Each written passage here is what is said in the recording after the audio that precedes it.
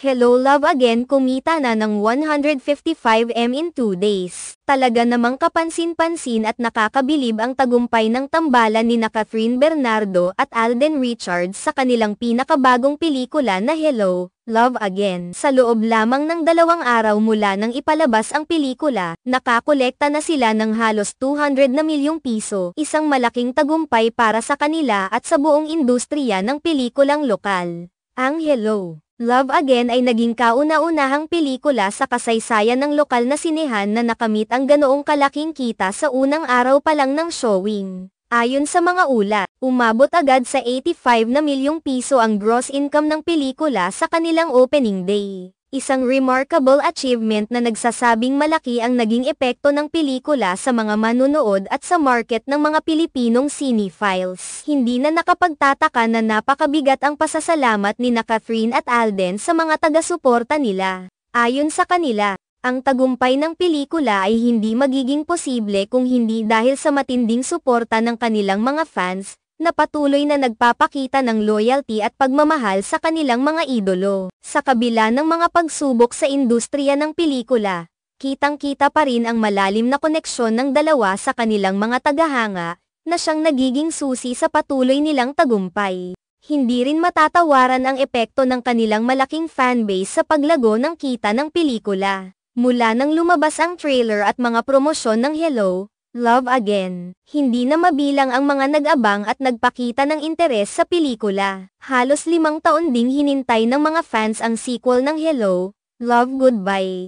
Ang pelikulang nagpasikat at nagpatibay sa tambalan nila Catherine at Alden. Dahil dito, natural lamang na umaasa ang mga tagahanga na magiging isang malaking hit ang sequel at magpapatuloy ang kwento ng kanilang mga paboritong karakter. Ang pelikulang Hello, Love Again ay hindi lang isang ordinaryong sequel, ito rin ay isang pagkakataon na muling magsama ang dalawang sikat na bituin na nagkaroon ng malaking epekto sa takilya sa kanilang unang pelikula. Ang paghihintay ng 5 taon ay tiyak na nagdagdag pa ng excitement at antisipasyon sa mga fans na sabik na makitang muling magsama ang kanilang mga idolo sa isang makulay na kwento ng pagmamahal. Dahil sa tagumpay ng pelikula, malaki ang posibilidad na umabot pa ito sa bilyon-bilyong kita sa mga susunod na linggo. Ang asterisk Hello, Love Again asterisk ay nagpakita ng malupit na resulta sa takilya sa loob lamang ng 2 araw, kaya tiyak na ito ay magiging isa sa pinakamalaking hit ng taon. Para sa mga fans ni Catherine at Alden, ito na siguro ang pinakaabang na pelikula na ipinanganak mula sa kanilang tambalan,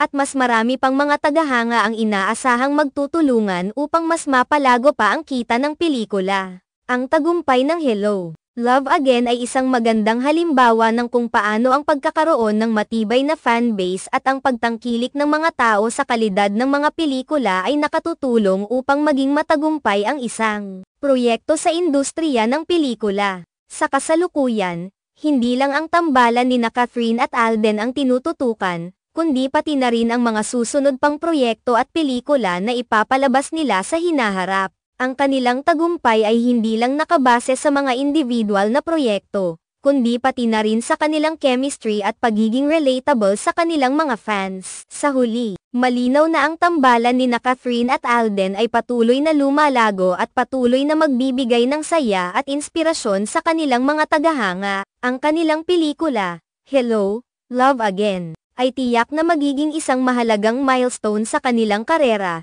at nagpapakita ng kahalagahan ng pagtangkilik sa lokal na pelikula at sa mga Filipino artists.